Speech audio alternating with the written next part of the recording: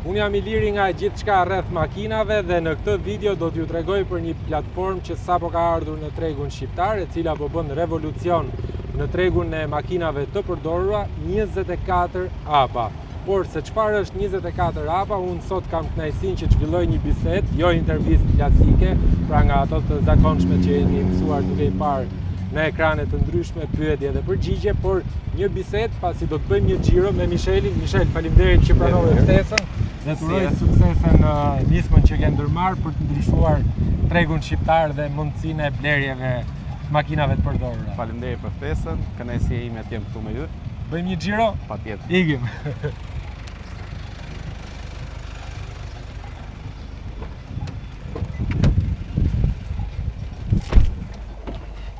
Atëherë, siç ju thash, jemi me Mishelin, themeluesin e 24 APA, platforma e cila tashmë bën verifikimin e kilometrave, numrin e aksidenteve që makina që po mendoni për të blerë mund të ketë pasur më herët, apo ndryshimin e pronësisë. Por ajo që është interesante, me këtë platformë ju mund edhe të bëni një inspektim të makinës tuaj përmes inteligjencës artificiale. Unë do doja të dija çfarë do të thotë 24 APA. 24 APA, si fillim, është pjesë e një gjë më të madhe se thjesht inspektimi i makinave.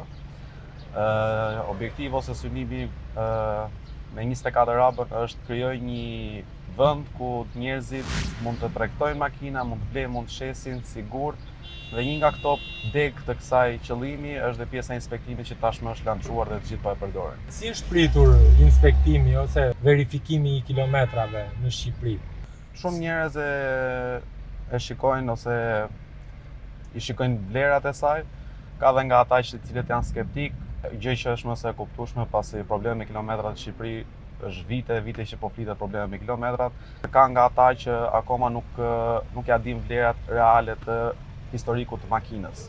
Erdhi si domosdoshmëri, si lindi ideja, çfarë të shkrepi në mendje që të sjellësh këtë platformë? Ideja në fakt është shumë komike, më lindi ideja duke bler makinë për bashkëshortën time, duke parë disa makina ndryshme në telefon, të gjithë thoshin është shumë e mirë, i ka kilometrat e veta, nuk ka asnjë problem. Kur shkoj e shikoj nga afër, pastaj gjithë e dim se si funksionon, që dalin 1001 probleme. Aty më lindi ideja pse mos krijoj diçka që gjithë njerëzit jenë të sigurt dhe të krijohet një standard ndryshe nga ai i cili është tashmë në Shqipëri. Në fakt 24 APA, që të bëjmë një sqarim të vogël, është le të themi pak a shumë si kar vertikal, por në fakt është autentike, është shqiptare, çfarë e bën më të ndryshme për mendimin tim. Ju keni më shumë siguri sepse mund të merrni në rast se raporti nuk ju vjen, apo keni një pengesë apo diçka që nuk shkon me aplikimin e tjera me radhë, është më e thjeshtë kur ai nga pas që po ju pret është një shqiptar. Dhe 24 APA mendoj se është mënyra më e mirë, nuk e di nëse jam gabim apo jo. Është pak a shumë e ngjashme me kar vertikal apo jo? Është pak a shumë e ngjashme, ndryshimi është ne kemi dhe AI inspection, i cili po bën revolucion, inteligjencë artificiale po bën revolucion në çdo degë të shoqërisë, përfshirë dhe makinat. Gjithashtu ne ofrojmë shërbim supporti nga shqiptarë, cilët të kthejnë përgjigje për çdo problematikë që të keni, qoftë dhe informacion, nuk është ata të keni problematikë, mund të keni dhe informacion që duan dinë si funksionon, ose një sqarim të raporti, që se nuk e kuptojnë, gjë që shumica kompanive ose të gjitha kompanitë e tjera nuk ja ofrojnë. Pra thjesht sillin raportin edhe vrit veten. Ky është raporti. Tamam. Si raportin dhe vrit veten. Se erdhi raporti i plot, jo, nuk mban njëri përgjegjësinë, do të thonë ndryshim nga neve, në moment që na kontaktojnë, ne shikojmë problemin dhe nëse ka problem real, ne mundohemi të japim zgjidhjen më të mirë klientit. Pra, nuk është ideja se po bëjmë tu tani konkurrencë mes kar vertikal apo dhe platforma tjera, apo kar vertikal më erdhi në mendje tashmë. Edhe nuk është çështja se po bëjmë konkurrencë, por pse jo, kur është një platformë shqiptare, pse mos ta mbështesim dhe pse jo mos ta përqafojmë këtë iniciativë të re, sepse edhe mundësitë nuk është çështja se vetëm është shqiptare apo vetëm se e ka hapur një djalë i ri me iniciativë të madhe për të ndryshuar mentalitetin e blerjeve të makinave, por pse jo edhe mos t'i japim mundësi konsumatorëve, blerësve apo tregut shqiptar që të ketë një dritare për t'u konsultuar edhe për t'u për t'u ankuar në rastet kur ka ankesa për sa i përket raportit. Absolutisht. Plus që kompanitë më të mëdha që operojnë në këtë fushë janë kompani amerikane dhe domosdoshmërisht kapin më shumë tregun amerikan dhe saksinë e kanë te makinat amerikane, ndërsa neve kemi tregun europian dhe atë amerikan, por fokusi më i madh është tek Europa. Cilat janë mënyrat për të marrë një raport? Është të thjeshtë? Si mund të aplikoj? Raporti është shumë i thjeshtë, mund të shkosh tek website-i jon 24raba.com. Shumë shpejt do vi dhe aplikacioni për mobile, që mund ta shkarkojnë në telefon. Ju duhet një adresë emaili, numri i shasis i automjetit dhe kaq. Dhe pagesa dhe kaq. Sa është pagesa? Pagesa është 30 euro. Shumë shtrenjtë më burr, do blej 10.000 euro makinë, do paguaj dhe 30 euro? Absolutisht. Ky 30 euro është mund të kursej mijëra euro që mund dalin probleme që mund të kenë probleme të fshehura, probleme nga fabrika, sepse raporti nxjerr dhe problemet nga fabrika, mund të jetë i vjedhur, i cili mund të sjellë probleme shumë herë më të mëdha nesër pas nesër, kështu që para sigurisë së personit unë mendoj që e justifikon vlerën që ka. Tani në raport çfarë të dhënash më vijnë për shembull nëse unë bëj një aplikim për të verifikuar se jo edhe këtë makinë? Në raport vijnë historiku kilometrave, historiku i serviseve, në momentin që janë bërë servise në serviset autorizuara, denoncime për vjedhje. Edhe për vjedhje? Po, edhe për vjedhje. Ne kemi databazën e 12 shteteve plus databazën europiane, Bashkimit Evropian, i cili mundson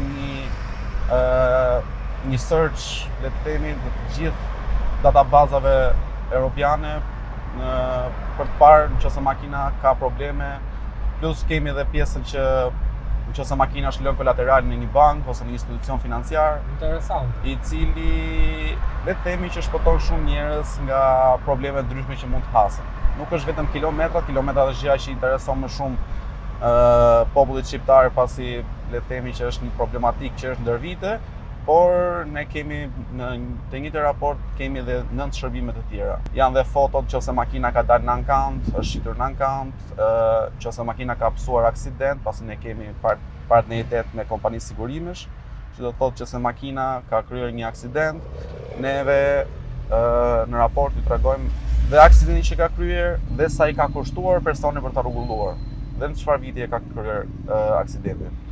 Kjo është e vlefshme për makinat që vinë nga jashtë Shqipërisë. Po për sa i përket makinave që janë në Shqipëri për shembull, nuk besoj se ka një raport apo një historik të Jo, ka, për sa kohë që shërbimet janë kryer në serviset autorizuara, ose kompania e sigurimit i ka paguar dëmin individit, që do të thotë nëse janë në kompani të licencuara, atëherë në raport shfaqen. Nëse janë pastaj siç jemi mësuar ne shqiptarët pak në për servise me të njohur, ato raporte absolutisht që ne nuk kemi nga t'i marrim ato informacione. Nuk ekzistojnë. Nuk ekzistojnë. A ishte e vështirë që të sillje 24 AB-ën? Ishte e vështirë, kishte sfida më shumë se çeprisja, për shkak se edhe digitalizimi në Shqipëri nuk është aq i avancuar saç mund të jetë në një vend Bashkimit Evropian, por le të themi që ja dole. Përpara se të takoheshim bashkë, po shikoja në website që ishte edhe inspektimi me inteligjencën artificiale. Çfarë do të thonë inspektimi me inteligjencën artificiale? Ajo është një nga pikat më interesante të 24 AB-s, është inspektimi me inteligjencë artificiale, është inspektim i cili ka të bëjë me pjesën vizuale të makinës, që do të thotë me anë të fotove që individi duhet të bëjë tek makina e tij. Inteligjenca artificiale detekton çdo dëm vizual të makinës përveç pjesës së xhamave. Xhamave nuk përfshihet për shkak se reflektojnë dhe mund të ketë pasaktësi. Pastaj tek pjesët e karrocerisë, shasis, etj, detekton diskolorim, detekton gërvishtje, stukime, ndryshk, çdo lloj dëmtimit vizual e detekton dhe atë që syri njeriu nuk e kap. Pavarësisht se kjo është më shumë tek individët që merren me biznes, makina miqëra, kanë flota makinash, pasi atyre intereson më shumë si gjë. Në mendimin tim, në pikpamjen tim është diçka shumë interesante, pasi ti jep një pamje 360 gradë vizuale të makinës dhe ato pikat vogla që ti nuk i ke parë, ti tregon. Kjo i shërben edhe individëve, edhe mua pra që kam 1-2 makina. Po, absolutisht. Në raport, në momentin që ti vendos të blesh një raport tek 24 raba, ti i ke të dy shërbimet në një. Pra, nëse paguaj 30 euro, marr edhe të dhënat të tjera apo bëj dhe inspektimin brenda kësaj pakete. Po, Inspektimin me fotografi apo jo. Po, në momentin që do futesh numrin e shasisë dhe emailin, do kryesh pagesën, të hapet faqja të cilën duhet ngarkosh 8 foto ose mund të bësh 8 foto në moment. Në momentin që i kryen 8 fotot, do të vinë 2 raporte të ndryshme. Një që është EA inspection dhe një që është vin lookup që vjen nga anglishtja që do të thënë shasi. Ku është shef apo çfarë planesh ka në të ardhmen? Synimi im pikë parë, unë kam ndarë me etapa për hapën. Hapi i parë që unë dua të bëj është krijoj një standard në Shqipëri. Një siguri tek të gjithë njerëzit pa çka marrin vesh apo nuk marrin vesh nga makinat. Në rastin tënd ti mund të marrësh vesh shumë mirë nga makinat, por në rastin tim unë nuk kuptoj se çka ka ndodhur me makinën time. E para kjo është hapi i parë, duhet krijoj siguri për Shqipërinë, kushdo që blen makinat i blet sigurta, edhe ta di realisht se çfarë ka. Sepse të gjithë e dim që ose ka dalë në modë ajo shpreha, e ka pas një plak gjermanik. Tani, pjesa më interesante e kësaj videoje besoj se është tek fakti që ne do ta bëjmë një provë se si funksionon aplikimi për të marrë një raport. Realisht, unë këtë makinë kam rreth 3 vjet që e përdor.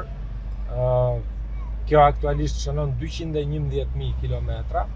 Unë e kam marrë kur ka patur diku ke 176.000. Nuk kam informacionet më tejshme se çfarë ka patur kjo makinë më herët dhe do t'ju a demonstrojmë bashkë me Michelin se si funksionon aplikimi për raportin e verifikimit apo inspektimit apo numrit pronësi, se gjitha me radhë çfarë ofron raporti i 24 hapës. Patjetër. Sigurisht që ne shqiptarët punët më të mira apo shumicën e punëve i bëjmë në kafe. Ne kemi ardhur për të konsumuar një bisedë dhe një kafe bashkë me Michelin, por do të shohim se çfarë historie ka patur makina ime, Nissan Murano i vitit 2011, të cilën unë kam 3 vite që e përdor, por nuk di se çfarë ka kaluar ajo. Duhet vetëm leja e qarkullimit dhe telefoni. Atëherë do futemi 24 raba. Por platforma është komplet në shqip, kështu që është e lehtë për ta kuptuar. Tek shuari numrin vin ose numrin e shasisë, do marrim numrin e shasisë, i cili është J9. Atëherë na duhet një adresë emaili. Po, emër mbi emër. Atëherë unë po vëj adresën time. Okej. Inspektimi. Atëherë kjo është shumë e rëndësishme, sepse kjo të tregon një sa të dhëna ka gjetur sistemi përpara se ti ta paguash, që do të thotë të jesh i bindur për atë që po paguan. Ky është raport që duhet lexuar me shumë kujdes që njerëzit të kuptojnë që të dhënat që ka gjetur sistemi i interesojnë ose jo, që mos vazhdojmë me pagesën pa ditur çfarë të do me thënë, në momentin që ti vendos numrin e shasisë, sistemi ty të jep ato të dhëna që ka gjeneruar, dhe nëse ti je i interesuar, mund të aplikosh dhe më pas të bësh pagesën. Po, për t'i blerë. Atëherë, ne shikojmë këtu që të dhënat që ka gjetur sistemi, që shasia është kjo këtu, që përkon me numrin e shasisë që ti më ke dhënë, ka më shumë se 100 milion regjistrime, historinë e kilometrazhit në 32 shtete, portalet europiane, regjistrimi për vjedhje, të dhënat teknike janë në dispozicion. Atëherë ne kalojmë me raportin e plot. Atëherë, ose e kemi email, ose mund ta hapësh direkt link, mund ta shkarkosh dhe si PDF. Atëherë makina është Nissan. Në 2011 ka pas 0 kilometra që është prodhuar, është 2011-ës, pastaj kemi pasur 11.000 kilometra. Kemi raportin deri në 12.500 kilometra. Nuk ka pasur dëmtime, nuk ka pasur aksidente të mëparshme. Kjo është databaza e vjedhjeve që neve kemi në dispozicion nga Hollanda, Çekia, Hungaria, Romania, Slovenia, Italia. Pra nuk ka qenë e vjedhur. Nuk është raportuar si e vjedhur. Edhe në institucione financiare nuk raportohet që ka qenë në institucione financiare, dhe kemi edhe pjesën e taksisë, që se ka punuar më parë si taksi apo jo.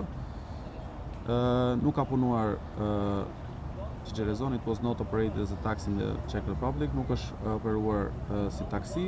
Recall event këto janë, kjo është shumë e rëndësishme, pasi është pjesa e fabrikës, që se fabrika e ka treshin ndërnjë mbrapa si makinë, mbasi e ka prodhuar. Nuk është tërhequr Nuk dhe është nga tërhequr fabrika. asnjëherë. Deri tani jemi mirë, pas ka Deri makinë të mirë. Deri tani jemi mirë, derisa ne kemi rekorde nga 2011, kjo makinë nuk ka shumë rekorde.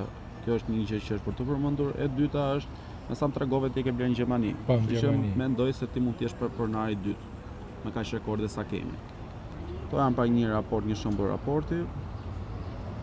Siç thash, shumë e rëndësishme është shikosh një herë sa të dhëna kemi gjetur përpara se Ta paguash ta raport. paguash raport. Falenderoj edhe një herë Michelin për kohën dhe gjithë informacionin që ndau në gjithçka rreth makinave, për sa i përket mënyrës se si ne zgjedhim të verifikojmë kilometrat e makinës, jo vetëm kilometrat, pronarët e mëparshëm që ka patur makina që kemi apo jemi duke menduar për të bler, aksidentet nëse ka patur aksidente ajo makinë, dhe pse jo edhe inspektimin e jashtëm të dëmtimeve që mund të ketë patur makina. Tashmë autovetura apo makina nuk është më mjet luksi, por është një mjet i domosdoshëm dhe nuk është një investim i vogël që ne kryejmë, por është një investim i madh. Kështu që për t'u siguruar për atë çka po investoni, siguroni në 24 ABA, vetëm me një klikim mund të merrni të gjithë historikun e makinës që jeni duke bler apo keni bler. Bëj follow 24 ABA dhe shikoje se si mund të marrësh një raport të detajuar, sepse mundësitë dhe informacioni sot është fuqia më e madhe që ne kemi. Nëse dim ta përdorim atë informacion, jemi më të sigurt në atë që ne po bëjmë dhe po veprojmë.